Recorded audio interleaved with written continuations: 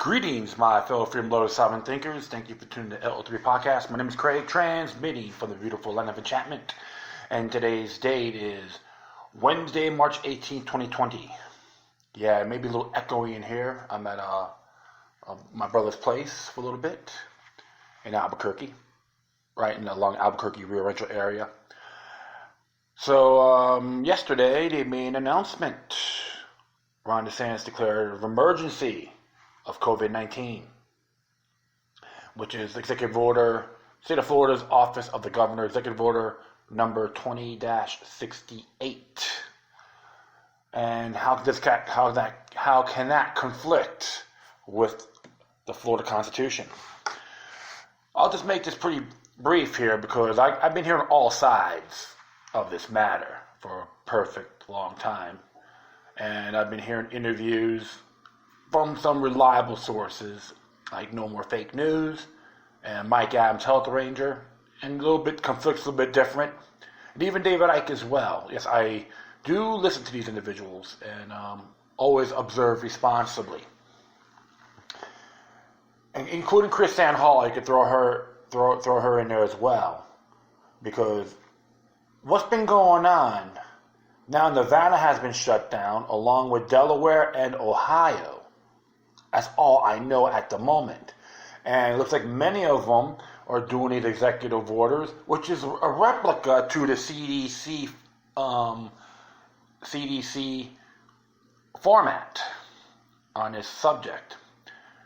And we're just gonna, I'm gonna give you my intake on this to the best of my ability and say this in good faith, because I do live in Florida and I got other missions. Of course, the job I have has been shut down, and it looks like expect a good 20% unemployment rate on this debacle. And always got to say this in your minds, folks. Kio bono, who benefits? I was listening to the Nevada's governor of Nevada's edicts, and it sounds very tyrannical, like, Nevada's going to revolve around me. We're doing this for your protection. You are just the peasants, not sovereign individuals. It doesn't matter how you look at it. We all got to be vigilant on our own health. Self-governance is really good. And sometimes I may have my differences with some of the people I address aforementioned. I'm not saying their intake is bad. I do admire what they had to say, and I give people, and I can make my own decisions, which every single one of you are listening can do the same. And what we're seeing right now is more of government knows best, which is extremely dangerous. Because as I've been saying on my past episodes, government in Latin means control of the mind. So, always got to look at those elements thoroughly before jumping on the bandwagon. So, what I'm going to be doing is read this order.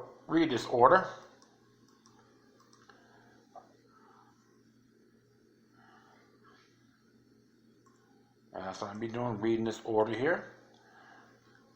And it's only 3 pages long. And it says here about the Executive Order 20-68, whereas novel coronavirus disease 2019, COVID-19, is a severe acute respiratory illness that can spread among humans through respiratory transmission and present with symptoms similar to influenza. And on March 1st, 2020, I issued Executive Order number 20-51, directing the Florida Department of Health to issue a public health emergency. And on March 1st, 2020, the State Surgeon General and the State Health Officer declared a public health emergency exists in the state of Florida as a result of COVID-19. And on March 9th, 2020, I've issued Executive Order 2052, declaring a state of emergency for the entire state of Florida as a result of COVID-19. And on March 16, 2020, President Trump and the Centers for Disease Control and Prevention, CDC, issues a 15 days to slow the spread guidance advising individuals to adopt far-reaching social distancing measures such as working from home and avoid gatherings more than 10 people. Question there, my friend. I see this as a potential tyrannical smoking gun in respect. As governor, I am responsible for meeting the dangers present to the state by its people by this emergency. Therefore, as governor of Florida, Ron DeSantis, as governor of Florida, by virtue, authority invested in me on Article 4, Section 1A of the Florida Constitution, Chapter 252, Florida statutes and other applicable laws, proclamate the following executive order to take immediate effect. So it's 252. It says here, Section 1, bars, pubs, and nightclubs. Pursuant to Sections 252.36, subsections 5G through H, Florida statutes, any licensee authorized to sell alcoholic beverages for consumption on premises that derive more than 50% of its gross revenue from the sale of alcoholic beverages shall be suspended of all sale of alcoholic beverages for 30 days. From this date of this order, effective by 5 p.m., March 17th, 2020. So right there, the sale of alcohol has been suspended. Okay. B, the Department of Business and Professional Regulation shall utilize its authority under Florida law to further implement and enforce the provisions of this section and shall take additional measures with respect to bars, pubs, and nightclubs as necessary to protect public safety and welfare. Okay, so they may be roaming around and seeing they do their little job if everyone is complying. Okay? Those are the areas you got a question. Section 2. Pursuant to beaches. Pursuant to Section 252.36, subsection 5K, Florida statutes, I directed parties assessing public beaches in the state of Florida to follow the CDC guidance by limiting their gatherings to more than 10 persons, distance themselves from other parties by 6 feet, and support beach closures at the direct discretion of local authorities. Section 3, restaurants. Pursuant to Section 252.365G, Florida statutes, the restaurant shall immediately limit its occupancy to 50% of its current building occupancy. So it's more than half.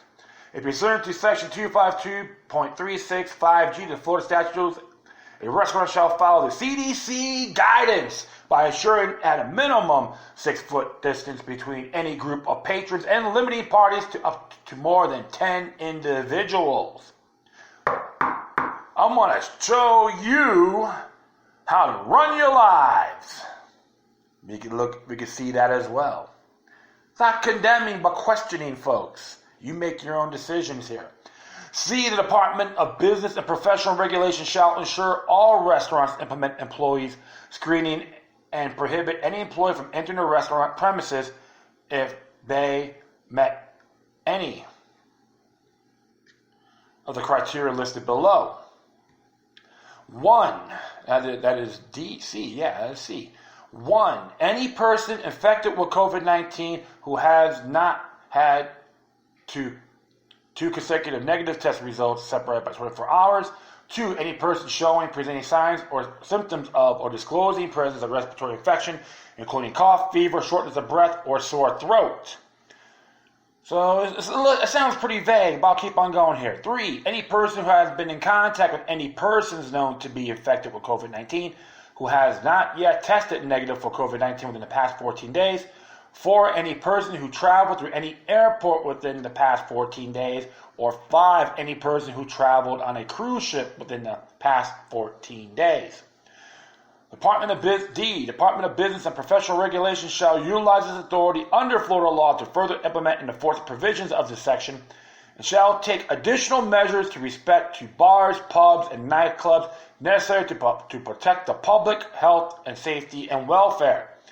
The purpose of this section, restaurants shall include any food service establishment licensed under Chapter 500 Florida statutes and public service establishment licensed under Section 509 Florida statutes. 4. The executive order shall expire 30 days from this date unless extended. So you got 30 days, so I can say April 16th. They got till April 16th to get all this done. And 1:34 p.m. Eastern Standard Time on St. Patrick's Day. And Laurel M. Lee has signed it as well, attest to it. Well, I have to say, fear can be a great weapon, without a doubt. And always got to question these areas. And how deep does the rabbit hole go?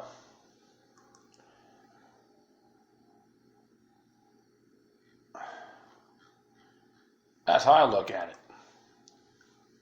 That is very disheartening when you really look at these areas more thoroughly. So, the question is, how does it conflict with the Florida Constitution?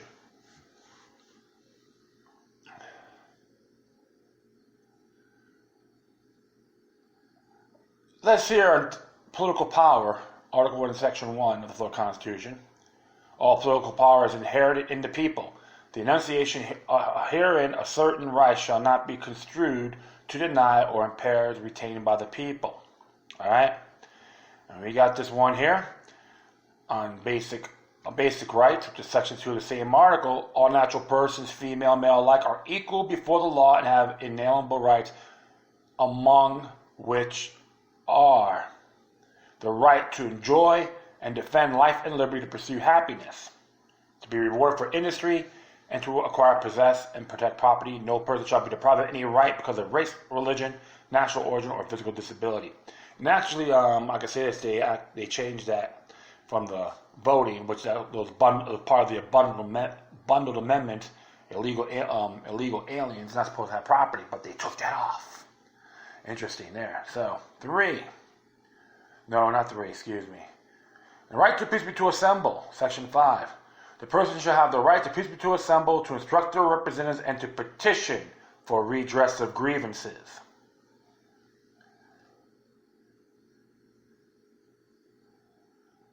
And of course, let me see here, due process. Yeah, that can be different there. I'm going to keep on going.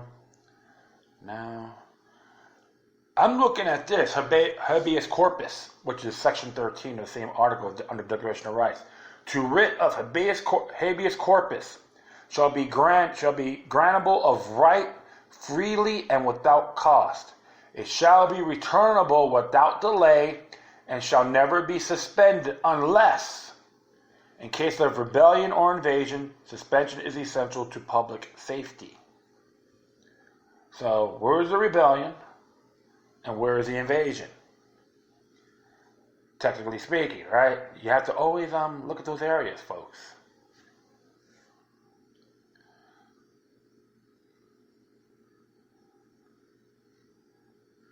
And of course, the whole right to work, of course, Article 1, Section 6, trying to make a living, but rights of employees okay, that's nothing really there. So I will not, I'll just keep going here. And this is an executive order, so on this matter, I'm just like winging it right now, folks, so bear with me. Of course, excessive punishments, just in case they're going to fine people and all that. Excessive fines, cruel and unusual punishment, attainder, forfeiture of estate. There's Article 1, Section 17, by the way. Indefinite imprisonment and unreasonable detention of witnesses are forbidden. Forfeiture of estate. And remember when they take your property away because you don't pay your property taxes? That's illegal. Basically, this is illegal under Article 1, Section 17 of the Florida Constitution. All right? Death penalty is authorized punishment for capital crimes designated by the legislator. Prohibition against cruel and unusual punishment and the prohibition against cruel and unusual punishment shall be construed in conformity with the decision of the United States Supreme Court, which interpreted the prohibition against cruel and unusual punishment provided in the 8th Amendment to the U.S. Constitution. Any method of execution shall be allowed unless prohibited by the U.S. Constitution. Methods of execution may be designated by the legislator, and a change in any method of execution may be applied retroactively. A sentence of death shall not be reduced on the basis of that method of execution is invalid. In any case, with any execution method is declared invalid, the death sentence shall remain in force until the sentence can be lawfully executed by any valid method. This section shall apply retroactively. So I know it's like some of the stuff here is irrelevant to this episode, but how far does this go? We don't know. So he may lift. So how did he illegally lift it habeas corpus? Technically, no. And can this area be punishing businesses? Yeah. You can look at that too under Article 1, Section 17, including the people themselves. All right, especially indefinite imprisonment, attainders, and all that. Attainders. And of course, administrative penalties. No administrative agency except the Department of Military Affairs and appropriately convened court-martial. Okay, I will skip that. Costs, okay, that's no big deal. Okay, that's different. Treason, yeah, treason. You could levy a war against it, hurt its enemies. Sometimes you used to have enemies in there too. And of course, we always look at the right of privacy. Every natural person has the right to be let alone and free from governmental intrusion into the person's private life, except as otherwise provided herein. This section shall not be construed to limit the public's right of access to public records as mediums provided by law. There's things on public records and all that. And another thing too, how are these businesses gonna start? The question I have for Governor DeSantis and my fellow elected servants in the great state of Florida: licensing, tax revenues. Will you reduce it? Are you gonna subtract on how much they make? You're gonna give them have them be discounted, or business as usual on your end? Because thinking about Taxpayers' Bill of Rights, by general law, the legislature shall prescribe and adopt a Taxpayers' Bill of Rights in clear and concise language set forth taxpayers' rights and responsibilities and government responsibilities to deal fairly with taxpayers under the laws of the state, which has been in effect since July 1st, 1993.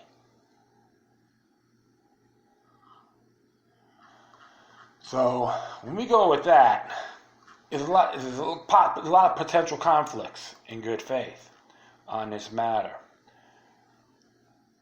And we'll just hit Article 4, Section 1A for the governor's obligations. 4.1a. And it says here, under Governor A, of course, the supreme executive power shall be invested in the governor, who shall be the commander-in-chief of all military forces of the state are not in active service of the United States. The governor shall take care that the laws be faithfully executed, commission all officers of the state and counties, and transact all necessary business with the officers of government. The government may require information in writing from all executive or administrative state, county, or municipal officers upon any subject relating to the duties of their respective offices. The governor shall be the chief administrative officer of the state responsible for planning and budgeting for the state. So, he did that vesting on businesses with this order. So those are interesting questions here, my friends. And you gotta always look at the fine print. It's not gonna be a long episode anyway. I'm just like making doing everything I can. And it's interesting because in Florida and many other states as well, there are resolutions to this. And I know Alachua and Broward County have them, resolutions, St. Petersburg, Sarasota, and Tampa, Florida. Stick to the principles. And I gave the people one in Broward County on this matter.